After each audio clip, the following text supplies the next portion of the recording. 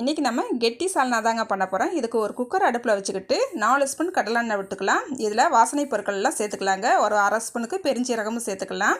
இதில் 2 பல்லாரி வெங்காயத்தை இந்த மாதிரி நான் கட் பண்ணி வச்சுருக்கிறேன். இதை சேர்த்து வெங்காயம் கண்ணாடி பதத்துக்கு வந்த பிறகு தக்காளியை சேர்த்துக்கலாம். கொஞ்சமாக உப்பு சேர்த்து கருவேப்பிலை சேர்த்து இது வதங்கிக்கிட்டு இருக்கட்டும். இப்போ நம்ம ஒரு தேங்காய் பேஸ்ட் ரெடி பண்ணிக்கலாங்க. இதுக்கு அரை மூடி தேங்காவை எடுத்துருக்கிறேன்.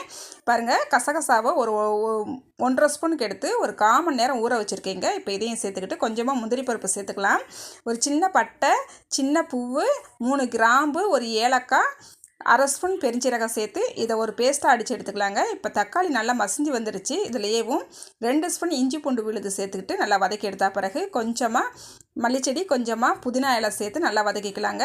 1.5 ஸ்பூன் மத்தப்பொடி, 2 ஸ்பூன் மல்லிப்பொடி, 1/4 ஸ்பூன் மஞ்சத்தூள் சேர்த்து ஒரு நிமிஷம் நல்லா வதக்கினா பிறகு நம்ம அடித்து வச்சுருக்கிற தேங்காய் பேஸ்ட்டையும் சேர்த்து ஒரு நிமிஷம் வதக்கிக்கிட்டு தேவையான அளவு தண்ணி சேர்த்து குக்கரை மூடி ஒரு விசில் வச்சு இறக்குனா போதுங்க.